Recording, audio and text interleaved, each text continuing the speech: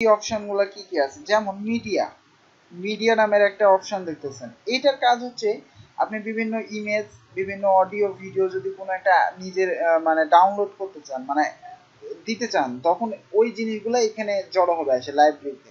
বা আমরা এখানে পেজের মধ্যে যে ইমেজগুলা সরাসরি দিতে পারলাম না এখানে, তারপরে হচ্ছে এখানেও দিতে পারছি ইমেজ, এই ইমেজগুলাই সবগুলাই এই লাইব্রেরিতে এসে জমা হবে। আপনি এখান থেকেও হচ্ছে যে আপলোড করতে পারবেন, বা এই যে আপলোডের অপশনটা বিভিন্ন পেজ বা পোস্ট যে কোনো জায়গায় সুন্দর মতো দিয়ে দিয়েছে তারা। ঠিক আছে, আমরা যদি এখন মিডিয়াতে যাই তাহলে আমরা কয়টা ইমেজ আপলোড করছি এখন পর্যন্ত? একটা না? একটু মিডিয়াতে যান, দেখেন এখানে একটা ইমেজই শো করতেছে, দেখতেছেন? মানে আমরা যদি আরো অন্য ইমেজ, অন্য কোন পেজ বা পোস্ট ইউজ করি, অটোমেটিক্যালি এই মিডিয়ার মধ্যে সব চলে আসবে এখানে সিরিয়াল বাই সিরিয়াল। এটাই হচ্ছে মিডিয়া লাইব্রেরি। হ্যাঁ, আচ্ছা এখন পোস্ট, এই পোস্ট মানে কি? এই পোস্ট মানে কি? পোস্ট মানেই হচ্ছে ব্লগ। কি ব্লগ মানে? আমরা ফেসবুকে পোস্ট করতেছি না, ওই রকম পোস্ট, সাইটে পোস্ট থাকবে। এখানে কি পোস্ট আছে? মাত্র হ্যালো ওয়ার্ড আছে, তাই না? আচ্ছা, তো আমরা কি করি, এখন একটা নতুন পোস্ট করব, নতুন পোস্ট করবে, একই সিস্টেম প্রত্যেকটা। দেখেন এখানে অল পোস্ট নামের একটা অপশন আছে, এখানে অ্যাড নিউ থেকে নতুন করতে পারবেন, এখানে ক্যাটাগরি তৈরি করতে পারবেন, এবং এখানে ট্যাগস নামের একটা অপশন আছে। কি আছে? ট্যাগ। হ্যাঁ, ক্যাটাগরিজ, ক্যাটাগরি তো বুঝি, তাই না? বিভিন্ন ধরনের ক্যাটাগরি রিলেটেড, মনে করেন আমি একটা পোস্ট করবো, এটা কি রিলেটেড? ক্যাটাগরি। আচ্ছা, তারপরে হচ্ছে যে অ্যাড নিউ আছে, অল পোস্ট আছে। এখন আমরা সাপোজ এই যে এখান থেকেও অ্যাড নিউ করতে পারবো, এখান থেকেও অ্যাড নিউ করতে পারবো, তো আমরা এখান থেকে অ্যাড নিউ করি, একই অপশন দেখেন, একই সবগুলো আছে, মানে পেজের মধ্যে যেরকম ছিল এখানেও, খালি এখানে নাম চেঞ্জ হয়ে গেছে পোস্ট, এখানে টাইটেল, এখানে কন্টেন্ট দিতে হয়, একই ড্যাশবোর্ড, একই রকমের ডিজাইন সবগুলা। এখানে বাড়তি কিছু আছে, এই যে ক্যাটাগরি, এখানে কি আছে? ট্যাগস। ওকে, আচ্ছা ট্যাগ কেন ইউজ করা হয়? মনে করেন আপনি একটা কোনো কিছু সার্চ দেওয়ার ক্ষেত্রে, মানে কন্টেন্ট খুঁজতে চাচ্ছেন, সেক্ষেত্রে ট্যাগ সাহায্য করে। কি করে? সাহায্য করে। ঠিক আছে, আপনারা যখন একটা সাইটকে মানে এসইও করবে, এসইও, এসইও বুঝেন? এসইও এখনো বোঝার কথা না যদিও, যখন এসইও করে তখন এইগুলা ধরে ধরেই সে এসইও করে, এগুলা ধরে ধরেই সে র্যাঙ্কিং করে গুগলে। তো আচ্ছা ঠিক আছে, সমস্যা নাই, আমি এখন একটা বানাবো, বুঝতে পারবেন। তো এখন আমরা এখানে পোস্টের একটা টাইটেল দিতে হবে। কি দিতে হবে? টাইটেল দিতে হবে। তো আমরা এখানে গুগলে যাই, যাওয়ার পরে এখানে লিখবেন হচ্ছে লোরেন ইপসাম, এখান থেকে একটা নিয়ে আসি। তো এই যে হোয়াট ইজ লোরেম ইপসাম, এই কথাটা দিই টাইটেলে,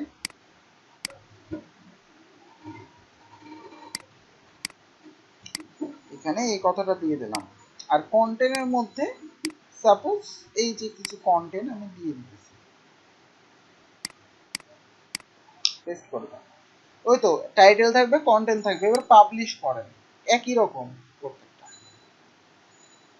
আচ্ছা, এবার আমরা যখন অল পোস্টে যাব, দেখবো যে এখানে দুইটা হয়ে গেছে, একটা আগে ছিল ডিফল্ট ভাবে হ্যালো ওয়ার্ড থাকে, ওয়ার্ল্ড, আর একটা নতুন বানালাম একই। এবং ইভেন এখানে দেখেন নিচে চারটায় অপশন আছে, যেগুলো পেজের মধ্যেও কিন্তু ছিল, একই সিস্টেম। আপনি কোনো একটা ডিলিট করতে চাইলে এটাতে ক্লিক করলে ডিলিট হয়ে যাবে। আচ্ছা, এবার পোস্টগুলা কোথায় শো করতেছে সেটা দেখার বিষয়, পোস্টগুলা কোথায় শো করতেছে। এবার একটু রিলোড দেন তো, দেখেন কোনো কিছু বুঝতে পারতেছেন যে পোস্ট কোথায় আছে? কোনো কিছু বুঝতে পারতেছেন? একটু নিচে আসেন, আমরা এই যে এখানে রিসেন্ট পোস্ট নামের উইডগেটে সেট করা ছিল, যার কারণে এখানে দেখতে পাবো যে রিসেন্টলি কি কি পোস্ট আছে, এখানে জাস্ট বুঝতে পারতেছি, তাই না? হোয়াট ইজ লোরেম ইপসম, এটাতে যদি ক্লিক করি দেখেন সোজাসুজি পোস্টে চলে যাচ্ছে। এই যে পোস্টের ফাংশনালিটি থাকে এরকম, যে আপনার একটা পোস্ট থাকবে, কয় তারিখে আপনি পোস্টটা দিছেন দেখেন, তারপরে ইউজারের নাম কি, কোন ক্যাটাগরি, দেখতেছেন? আপনি যদি ট্যাগ ইউজ করেন, ট্যাগ যদি মনে করেন এখানে দিলেন হচ্ছে, এই যে এখান থেকে ট্যাগ নতুন একটা অ্যাড করতে পারবেন, মনে করেন লোরেম দিলেন, লোরেম, লোরেম দিয়ে সার্চ করলে পাওয়া যাবে এরকম টাইপের। হ্যাঁ, লোরেম। আচ্ছা এবার একটু পাবলিশ করি, দেখি এখানে ট্যাগ অ্যাড করার কোনো ইয়ে দিছে কিনা, অপশন আছে কিনা। রিলোড দাও, কোনো কিছু যোগ হয়েছে? যোগ হয় নাই, তার মানে এখানে ট্যাগ গুলো শো করাই নাই সে। হ্যাঁ, ক্যাটাগরি শো করাইছে। এখানে দেখেন আনক্যাটাগরিজ লেখা আছে, মানে কি আমাদের এখানে লক্ষ্য করেন এই যে আনক্যাটাগরিজ মানে এখানে নতুন কোনো ক্যাটাগরি নাই, নতুন কোনো ক্যাটাগরি নাই। আপনি যদি এটাকে নতুন একটা ক্যাটাগরির মধ্যে রাখতে চান, মনে করেন এখানে দিলেন হচ্ছে টেস্ট, টেস্ট টেক্সট, এটা দিলেন ক্যাটাগরি, মানে টেস্ট করার জন্য আমি এই টেক্সট গুলো বসাইছি, এটা এই ক্যাটাগরি থাকবে। তো এখানে একটা ইন্টার দিবেন, এটা তৈরি হয়ে যাবে অটোমেটিক্যালি। এখন দুইটাতেই টিক চিহ্ন আছে, আমি জাস্ট রাখতে চাচ্ছি কোথায়, টেস্ট টেক্সটে, তো এটাকে টিক চিহ্ন অফ করে দেন। এখন আপডেট করেন, দেখেন এটাই সেট হয়ে যাবে। এখানে এবার রিলোড দেন, এই যে দেখেন টেস্ট টেক্সট চলে আসছে ক্যাটাগরি, বুঝেছেন? এবং কোন তারিখে আপনি এটা দিচ্ছেন সেই তারিখেও এখানে শো করবে। ইভেন এখানে কমেন্ট করতে পারবে, কমেন্টের ফাংশন। কোনো একজন এই পোস্টটা দেখছে, পছন্দ হয়েছে, তার কি মতামত সে এখানে কমেন্ট করতে পারবে, যেরকম ফেসবুক, ঠিক আছে, ওরকম সিস্টেম।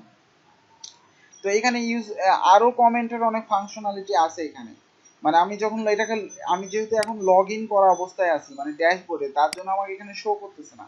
এখানে আপনার ইমেল দিতে হবে, আপনার হচ্ছে নেম দিতে হবে, এরকম আরো ইনপুট বক্স আসবে এখানে, দেখাচ্ছি একটু পর, সমস্যা না। তো আমাদের ব্লগ মেনলি এরকম থাকা উচিত, এরকম।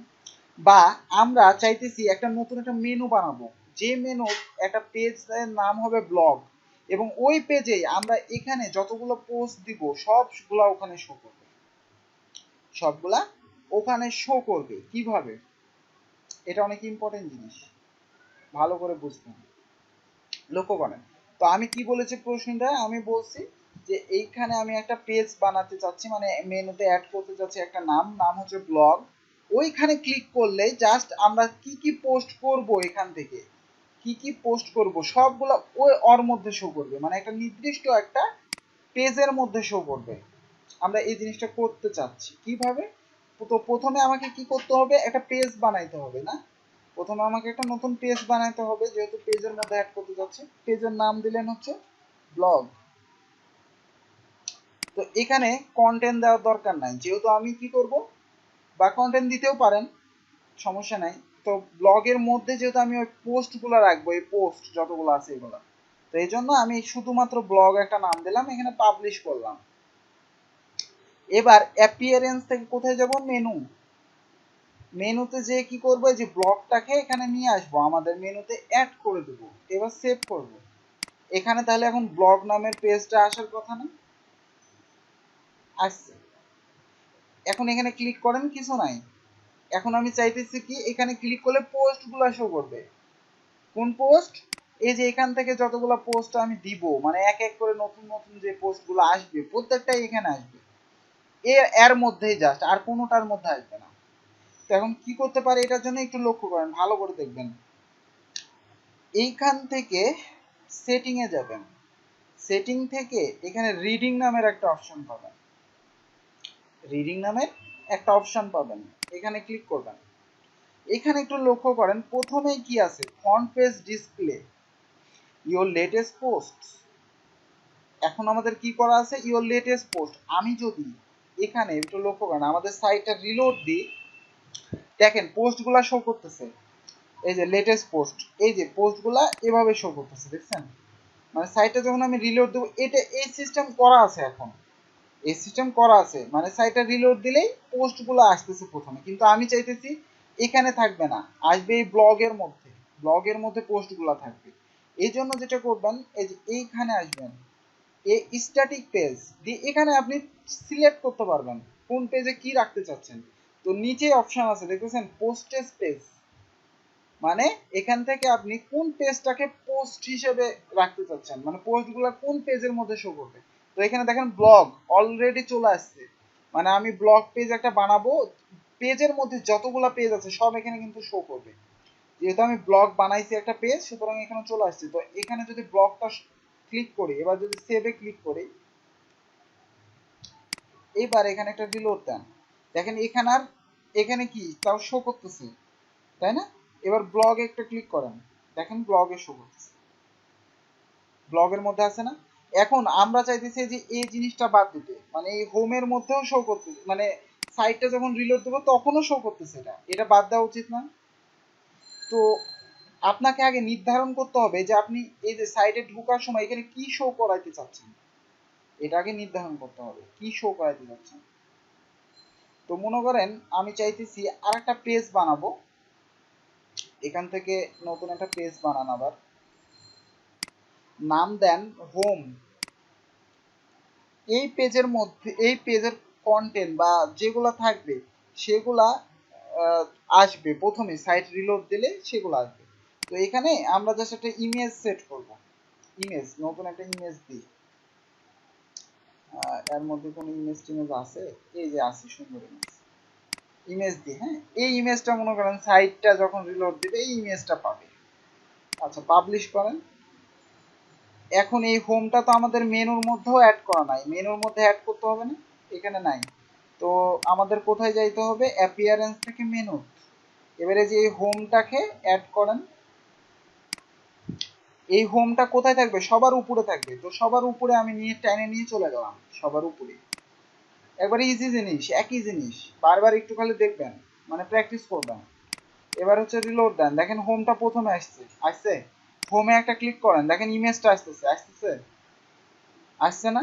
তো আমরা চাইতেছি সাইট যখন রিলোড দিব, রিলোড, তখন এইটা হয়ে থাকবে, মানে ওই হোমটা। এখন দেখেন পোস্ট গুলা শো করতেছে, ব্লগের মধ্যেও করতে চাইছি, ওটা করতে পারছি, কিন্তু এখন আমরা চাইতেছি সাইট মানে রিলোড দিলেই যেন ওটা আসে। এটার জন্য এখানে অপশন আছে যে ফ্রন্ট পেজ, দেখতেছেন উপরে ফ্রন্ট পেজ, এখান থেকে জাস্ট এখন এবার আচ্ছা এটা রিলোড দিইনি, যার কারণে এখানে দেখেন এখন হোম পেজটা কিন্তু এখন আসেনি, মানে আমাদের যত পেজ থাকবে সব এখানে চলে আসবে। তো এখন হোম পেজ আমরা দেখতে পাচ্ছি, দেখতে পাচ্ছি না? তো এই পেজটা একটা রিলোড দেন, এবার দেখেন এই যে হোম চলে আসছে। এবার সেভ দেন, এবার আপনি এখানে একটা রিলোড দেন, দেখেন ওই যে হোম পেজটা প্রথমে চলে আসছে, শো করতেছে, ঠিক আছে? তারপরে এখন যদি ব্লগে ক্লিক করি, দেখেন ব্লগ গুলো শো করবে, মানে পোস্ট গুলো শো করবে। আমি যখন রিড মোডে ক্লিক করব তারপরে গোটা পোস্ট শো করবে, দেখতেছেন? একই সিস্টেম ফেসবুকের মতো। এখানে কেউ পোস্ট করে এখানে কমেন্টও সে করতে পারবে। আমরা কমেন্ট হাইডও করতে পারি, সাপোজ একটা যে কোনো একটা পোস্টে কমেন্ট আমি চাচ্ছি না যে মানুষজন কমেন্ট করুক, ওটাও আমি করতে পারবো। আচ্ছা, দেখবো আস্তে আস্তে, আজকে এখান থেকে মাথা নষ্ট হয়ে যাবে আপনাদের মাথায়। আমরা গতদিন এগুলা দেখছি। এখন আমরা সাপোজ লগ ইন প্যানেলে যদি যাই, তো আমরা এখানে লিখতে হবে কি ডাব্লিউপি অ্যাডমিন, তাহলে আমাদের এই যে লগ ইনটা আসতেছে, কিসের লগ ইন? ড্যাশবোর্ডে ঢোকার জন্য যে লগ ইন প্যানেল থাকে, তো ওইটা। তো আমরা যখন আমাদের সাইট বানাবো তখন সাইটের লোগো থাকে, বিভিন্ন রকম থাকে ডিজাইন। তো এই যে এটা একটা কমন লগ ইন পেজ, তাই না? এই ডিজাইনকে আমরা চেঞ্জ করতে পারবো, মানে এই যে এখানে দেখেন একটা ওয়ার্ডপ্রেসের লোগো দেওয়া। তো আমরা চাইতেছি আমরা যে সাইটটা বানাবো, আমরা যে সাইটটা বানাবো সেই সাইটের এখানে লোগো থাকলে ভালো লাগবে না দেখতে? যে এটা এই সাইটের লগ ইন মানে প্যানেল, এটা এটা লগ ইন বক্স, দেখতে ভালো লাগবে। তো ডিফল্ট ভাবে এখানে ওয়ার্ডপ্রেসের হচ্ছে যে লোগো থাকে, তো ওটা আমাদের করে নিতে হবে। তারপরে যে এই ইনপুট গুলা আপনি, তারপরে লেখাগুলা ছোট বড় কালার যা ইচ্ছা, তারপরে এই বাটনটা, হ্যাঁ এগুলা যা ইচ্ছা, তারপরে যে লেখাগুলা যা ইচ্ছা করতে পারবেন। বা এই যে এতটুকুন, আমাদের এতটুকুনের মধ্যে লেখা আছে, আপনি চাইলে এই যে ব্যাকগ্রাউন্ডটা, এটার গোটা ব্যাকগ্রাউন্ড আছে না, এই ব্যাকগ্রাউন্ডের কালার ইমেজ ইচ্ছা মতো করতে পারবেন কাস্টমাইজ। তো ওটা আমরা দেখবো, সমস্যা নাই কিভাবে করতে হয়। তো এখন আমরা আগে লগ ইন করি। হ্যাঁ, লগ ইন হচ্ছে যে এটা আমাদের ইউজার নেম পাসওয়ার্ড দিয়ে আমরা লগ ইন করলাম, যে ড্যাশবোর্ডে চলে আসছে। আচ্ছা, তো আমরা এখন কি করব? এখান থেকে পাশের ট্যাবে আমরা সাইটটা দেখব। আচ্ছা, তো এটা আমাদের ছিল কি হোম পেজ, এটা আমাদের হোম পেজ ছিল। তো আমরা এখানে একটু লোরেম ইপসমে যাই, আবার কিছু কন্টেন্ট নিয়ে আসি।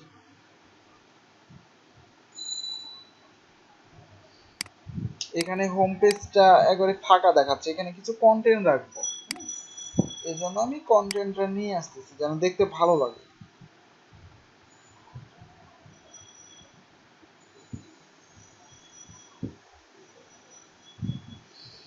আচ্ছা, তো আমরা হচ্ছে যে সাপোজ এখান থেকে কন্টেন্টটুকু নিচ্ছি, নেওয়ার পরে এখন এখানে দিতে চাইলে আমরা কার মধ্যে যাইতে হবে, এখানে এখানে আমরা চেঞ্জ করতে যাচ্ছি, এখানে কন্টেন্ট বসাইতে যাচ্ছি, তাহলে এখানে কার মধ্যে যাব, এখানে কার মধ্যে যাব,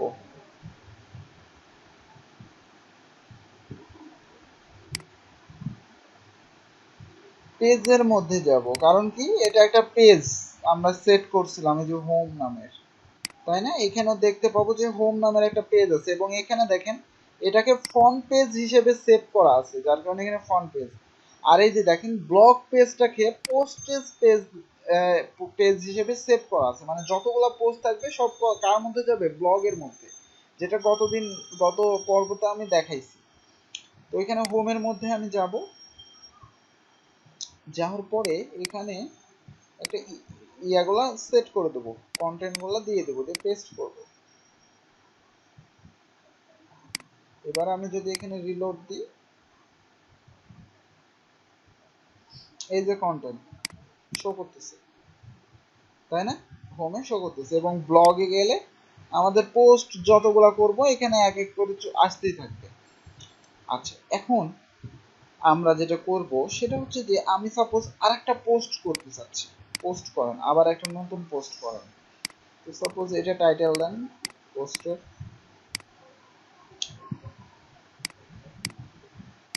তারপরে হচ্ছে কন্টেন্ট দেন এটা,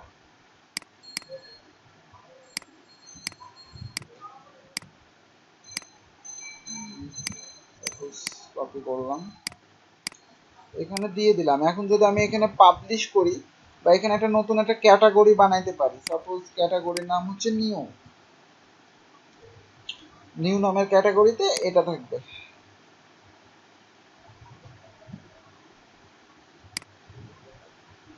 আচ্ছা, এবার যদি আমি রিলোড দিই দেখবো যে এখানে আরেকটা চলে আসছে, এই যে প্রথমটা দেখতেছেন, প্রথমটা চলে এসছে। এবং দেখেন এই যে আমরা লাস্ট কত তারিখে এটা পোস্ট করছি, দেখেন প্রত্যেকটাই পোস্টের ডেট সহ এখানে চলে আসছে, কিন্তু দেখছেন যে কত তারিখে কে পোস্ট করছে। আমরা লাস্ট এই যে 18 তারিখে করছিলাম এটা, আর আজকে কত 21 তারিখ, এটা অটোমেটিক্যালি চলে আসছে 21 তারিখ দেখাচ্ছে ডেট হিসেবে। আচ্ছা, এখন আমরা আরো একটা পোস্ট করি, আবার অ্যাড নিউ করেন, সাপোজ টাইটেল দিলাম এটা, আর হচ্ছে যে কন্টেন্ট দিলাম এটা,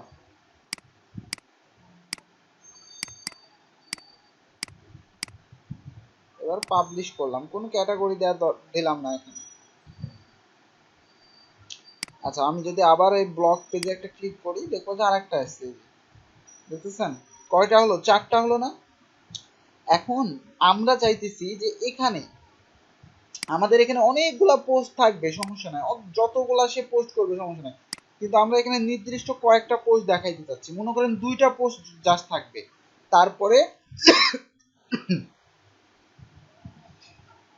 আমরা চাইতেছি যে 2টা করে পোস্ট থাকবে, তারপরে নিচে একটা সুন্দর পেজিনেশন থাকবে, নেক্সট, মানে যখন আমি নেক্সটে ক্লিক করব বা 2 এ ক্লিক করব তখন তার পরের পেজে যাবে, এরকম সিস্টেম থাকবে। তো এটার জন্য কি করতে পারি, আপনি যখন এখানে একের পর এক পোস্ট করতেই থাকবেন তখন এখানে অটোমেটিক্যালি নিচে নিচে শো করতেই থাকবে, হ্যাঁ, একটা লিমিট পর্যন্ত। তো আমরা ওই লিমিটে যায় যদি বলে দিই যে এখানে জাস্ট 2টা পোস্ট থাকবে, 2টা শো করা থাকবে, তারপর রিড হচ্ছে যে ইয়া থাকবে, পেজিনেশন থাকবে, সেখান থেকে সে নেক্সট পেজে যেয়ে পোস্টগুলো দেখতে পারবে। তো এরকম সিস্টেম করার জন্য যেটা করবেন দেখেন, সেটা হচ্ছে এখানে সেটিং এ যাবেন, সেটিং থেকে যে রিডিং দেখেছেন, রিডিং এ যাবেন।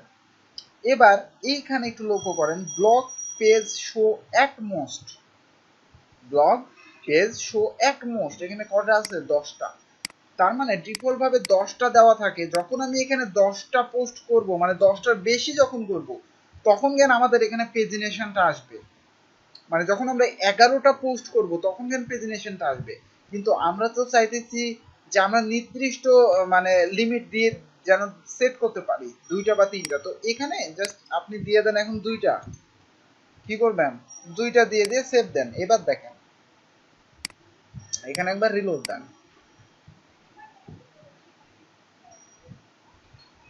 এখানে দেখেন এবার কয়টা শো করতেছে, একটা 2টা দেখতেছেন। যে 2টা আজকে করছি মানে লেটেস্ট যেটা থাকবে সেই 2টাই আসবে এখানে। তারপরে নিচে এই যে দেখেন নিচে একটা পেজিনেশন তৈরি হয়ে গেছে, নিচে অটোমেটিক্যালি পেজিনেশন তৈরি হয়ে গেছে। এখন যদি আমি 2 তে ক্লিক করি দেখবেন যে ওই পেজগুলা বাকি যেগুলো আছে এগুলো শো করতেছে, দেখছেন এই যে এটা 4টা। এখন আমি যদি আরো পোস্ট করি নতুন, কোথায় শো করবে, এখানেই শো করবে প্রথমে, এটা আবার কোথায় চলে যাবে, নেক্সট পেজে চলে যাবে, এরকম সিস্টেম। হ্যাঁ, আমরা লিমিট অনুযায়ী শো করাতে পারবো যে আমি কয়টা চাইতেছি। সাপোজ এখানে আপনি যদি এখন দেন 3টা, এবার একটু রিলোড দেন, দেখেন এখানে 3টা শো করবে, এই যে 3টা শো করার পর এখানে পেজিনেশনটা শো করতেছে। বুঝতে পারছি কিভাবে করতে হয় এটা, এরকম লাগবে।